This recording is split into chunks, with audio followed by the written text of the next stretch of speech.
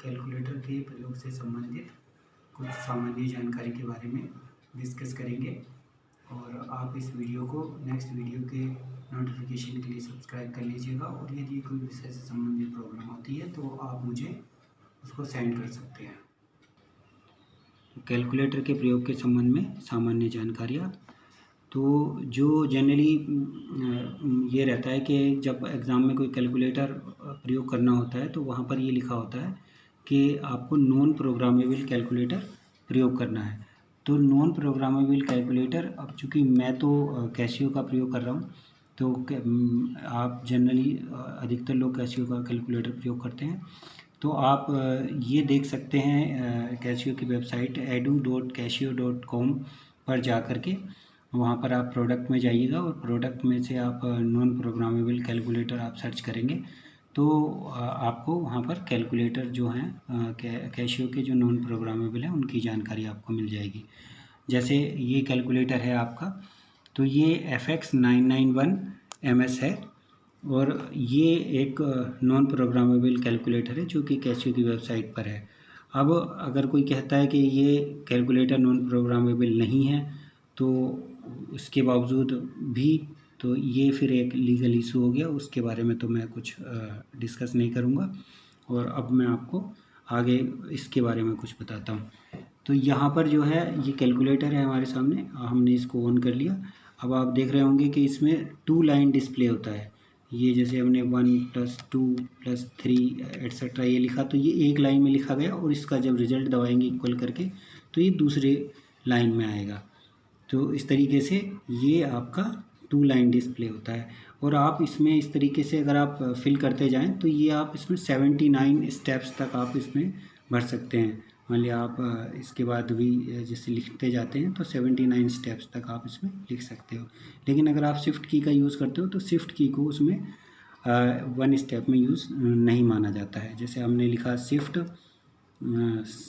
और 6 तो या शिफ्ट और कोई ऑपरेशन हमने लगाया 3 जैसे, तो ये केवल एक स्टेप काउंट होता है। तो इस तरीके से ये हमारे सामने जानकारी है। और अगर हमने कुछ लिखा, जैसे ये लिखा हमने ऑपरेशन 1 + 2 + 3 और हम इसमें मान लिया पीछे को चेंज करना चाहते हैं तो हम ये यूज़ कर सकते हैं। ये इस तरीके से, जैसे यहाँ चेंज करना है 2 की जगह 3 लिखना है तो आप लिख सकते हो 3 और बाकी ऐसे ही हो जाएगा, ये इस तरीके से। और अगर आपको डिलीट करना है, जैसे ये यहाँ पर है तो जहाँ पर कर्सर है वहाँ से आप ये डिलीट प्रेस करेंगे तो ये 3 डिलीट हो गया।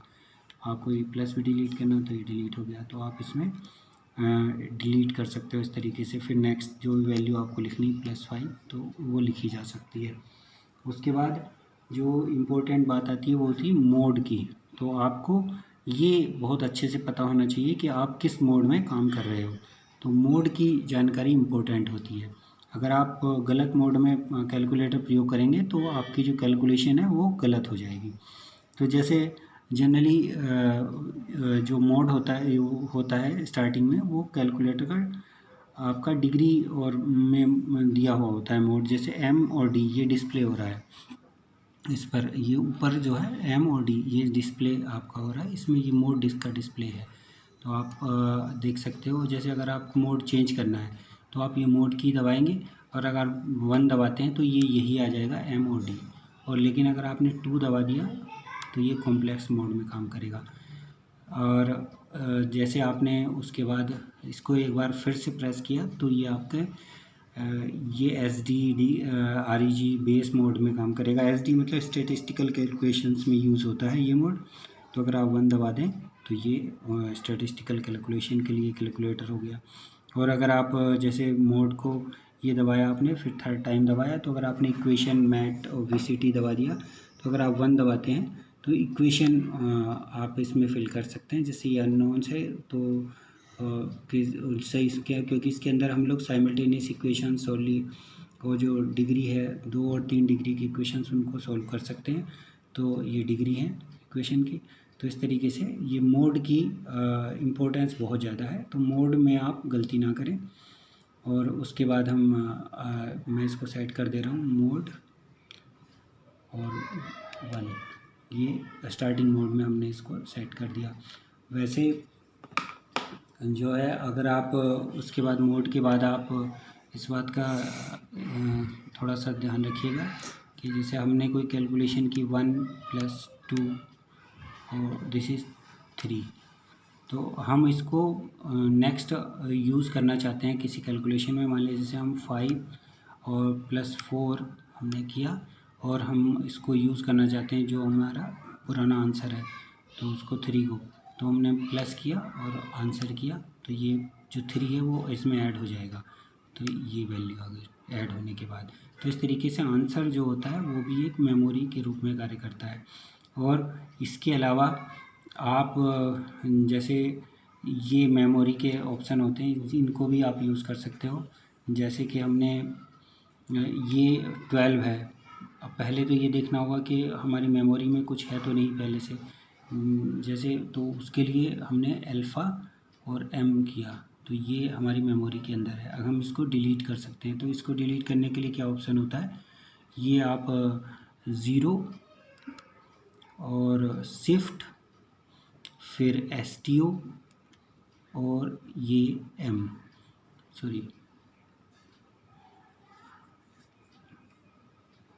ये 0 ही है पहले से मेमोरी। अब इसमें हमने कुछ ऐड किया, पहले हमने इसमें ऐड किया, मान लिया हमने 12 किया और ये मेमोरी में हमने ऐड कर दिया। तो आप की मेमोरी में कुछ होगा तब हम इसको 0 शिफ्ट STO और ये करेंगे तो ये मेमोरी 0 हो जाएगी, फिर ये कुछ नहीं इसके अंदर रहेगा, 0 रहेगा। उसके बाद हम इसमें कुछ कर सकते हैं ऐड, और अगर रिकॉल करना होता है तो अल्फ़ा M से रिकॉल हो जाती है और एडिशन M+ से हो जाता है। तो ये थोड़े से मेमोरी के बारे में थी जानकारी। अब मैं आपको कुछ बेसिक कैलकुलेशन बताऊंगा, अर्थमेटिक कैलकुलेशंस।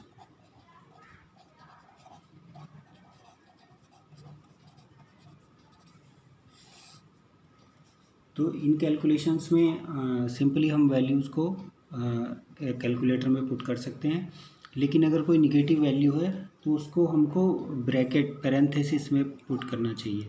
लेकिन अगर वो वैल्यू पावर के रूप में है, जैसे 10⁻³ तो वहाँ पर पैरेंथेसिस ना लगाएं तो भी काम हो सकता है। जैसे फॉर एग्ज़ाम्पल हमने कोई वैल्यू ली एग्ज़ाम्पल के रूप में कि साइन 2.34 × 10⁻⁻5, तो इस वैल्यू को हम लोग कैसे लिखेंगे। तो ये साइन है, ये साइन है, साइन हो गया। उसके बाद 2.34 ये हो गया। उसके बाद 10⁻⁻5 ये वैल्यू थी ना हमारी 10⁻⁻5, तो इसको फिल करना है आपको। तो इसको कैसे फिल करेंगे आप, ये यहाँ पर आप देखिए EXP है, ये रहा, इस EXP को आपने प्रेस किया और उसके बाद -5 आपने पुट कर दिया। तो माइनस कहाँ से, ये जो है ये माइनस का है, इसको आप प्रेस करेंगे और उसके बाद 5, then you will get the value this, ये वैल्यू हो गई आपकी। उसके बाद जैसे नेक्स्ट एग्जांपल के तौर पर आप देखें,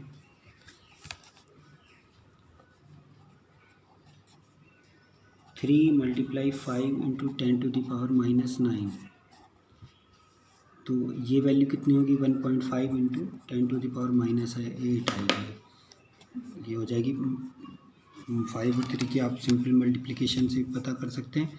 तो लेकिन इसको मैं बता रहा हूँ आपको, इसको आप लिखोगे कैसे।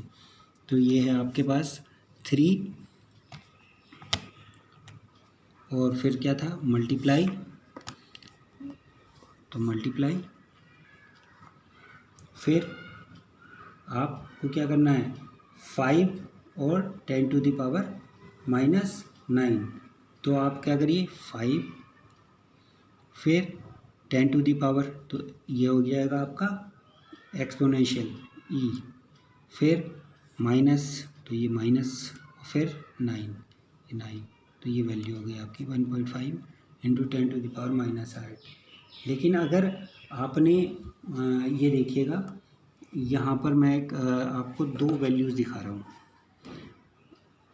3 × 5 इंटू 10⁻8 इसका क्या मान होगा, और 3 × 10⁻9 इसका क्या मान होगा। तो हमने लिखा 3 और मल्टीप्लाइड 5 और फिर 10 में जाना है एक्सपोनेंशियल, और हमने पुट किया 8। तो कितना वैल्यू आया, ये क्या है कि जो डिस्प्ले है इस पे आप 10 वैल्यूज़ पूरी लिख सकते हैं विद डेसिमल पॉइंट के साथ।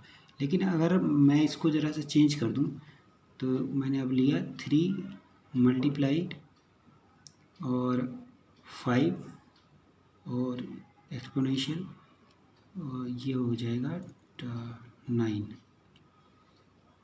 तब ये 1.5 इंटू 10⁻10 के रूप में आ गया। अब ये क्या हुआ, 10 की पावर 10 के रूप में लिखा गया। क्यों? क्योंकि इसमें जो डिस्प्ले हो सकती है वैल्यूज़ वो 10 तक हो सकती है, 10 डिजिट्स तक। तो इसलिए वो क्या करता है, जब तक अगर 10 डिजिट्स ही केवल आ रही हैं तो उन डिजिट्स को सिंपली ऐसे ही ओपन करके लिख देगा कैलकुलेटर, और अगर नहीं है तो फिर उनको 10 की पावर में लिख देता है। तो ये चीज़ आपको ध्यान रखनी है।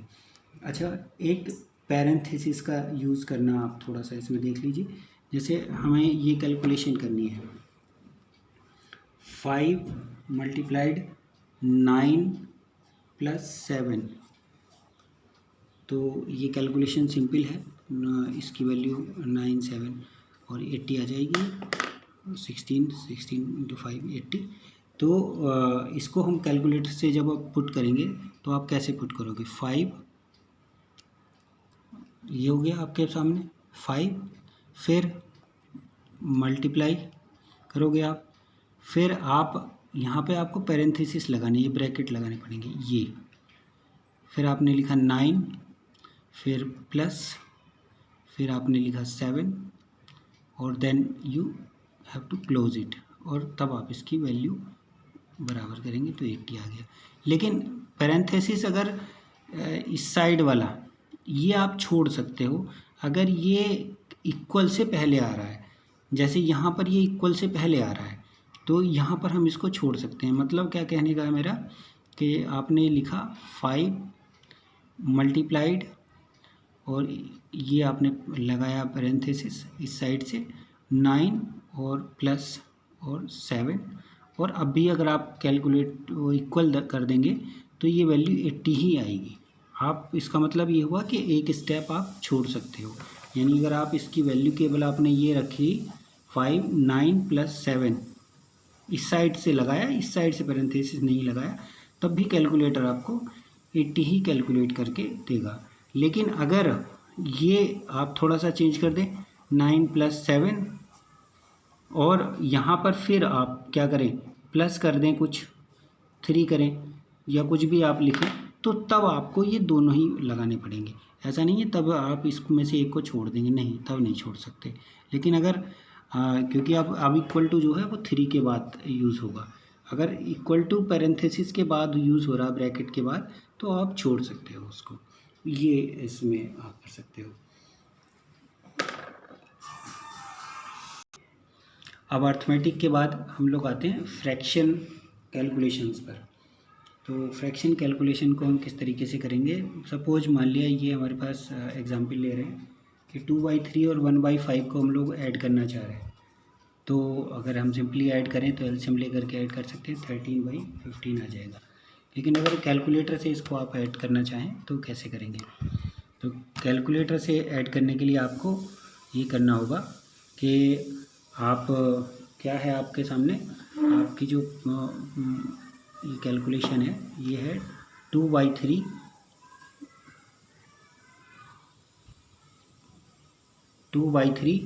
Plus 1/5 equal to 13/5। तो ये आना है आपका। तो 2/3, तो 2 ये आपने प्रेस किया, फिर बाई ए बी बाई सी ये लिखा हुआ है, इसको अपोन के लिए यूज़ किया जाता है। तो ये इस तरीके से सिंबल इसका आ गया। फिर 3 ये आ गया आपका। फिर प्लस करना है आपको, तो प्लस का ऑपरेशन। उसके बाद आपको क्या करना है, 1/5, तो आपने ये 1 लिखा और ये ए बी बाई सी का ऑपरेशन। उसके बाद 5 ये हो गया और आपने इक्वल किया, तो ये 13/15 ये आपकी कैलकुलेशन करने के बाद वैल्यू आ गई।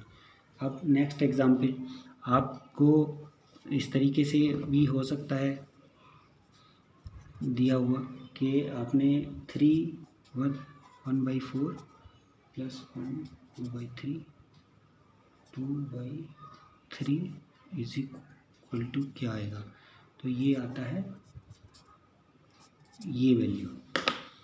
तो ये कैसे आएगा ये हमको देखना है। तो इसको हमने क्या करना है, सबसे पहले 3, फिर यही ए बी वाई सी का की को प्रेस करना है, फिर 1, फिर इस की को प्रेस करना है, फिर 4। तो ये इस तरीके से जो लिखी हुई फ्रैक्शन होंगी उनको फिल कर दिया आपने। फिर +1 और फिर 2 ये आपने प्रेस किया, फिर 2, फिर उसके बाद आपने ये प्रेस किया, फिर उसके बाद आपका 3, फिर इक्वल करेंगे तो ये वैल्यू आ गई 4, 11, 12। तो ये आप लिख सकते हो 4 सही 11/12। तो ये इस तरीके से आप कैलकुलेटर में वैल्यू कैलकुलेट कर सकते हो इनके एडिशन।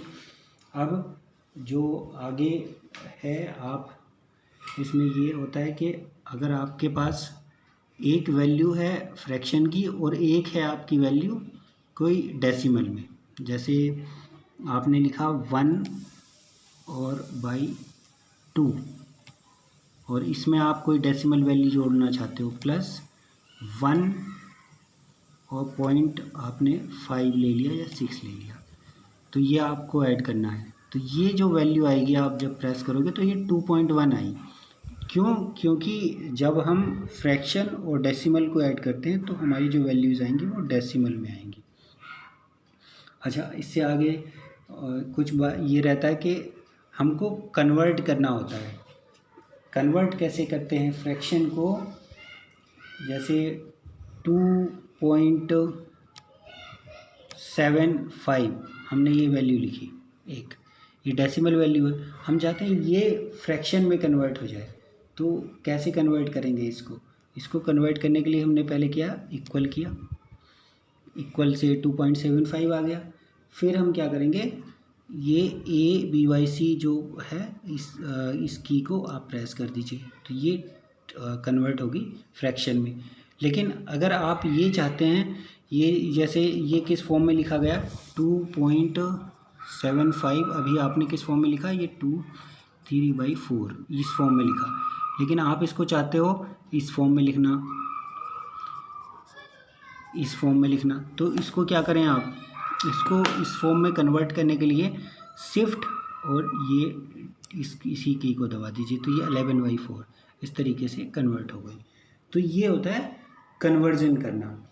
या अगर आपको जैसे 11/4 है, अभी 11/4 को आप कहते हो कि इसको डेसिमल में कन्वर्ट करना है आपको, तो ये भी आप कन्वर्ट कर सकते हो, उसको भी कन्वर्ट किया जा सकता है। उसको कन्वर्ट करने के लिए अगर आप क्या करो, ये अगर आप फिर से एक बार इस की को प्रेस कर दो, जो आपकी ये फ्रैक्शन पुट करने वाली की है, तो आप फिर से आप डेसिमल में कन्वर्ट हो जाओगे। जैसे 1 और ये 2, इसको आप किस में कन्वर्ट करना चाहते हो, डेसिमल में कन्वर्ट करना चाहते हो, तो पहले तो आपको इक्वल दबाना पड़ेगा, तो ये अभी 1/2 हो गया। अब इसको आप डेसिमल में कन्वर्ट करना चाहते हो, तो ये आपने डेसिमल में कन्वर्ट कर लिया। तो इस तरीके से, और या अगर आप इस को कन्वर्ट करना चाहते हो 1/2 में, तो आप इसको फिर से इस को प्रेस कर दीजिए इस की को। तो इस तरीके से आप कन्वर्जन कर सकते हो। तो ये आपका फ्रैक्शनल कन्वर्जन था। अब नेक्स्ट वीडियो में मैं आपको कुछ आगे की कैलकुलेशंस के बारे में बताऊंगा।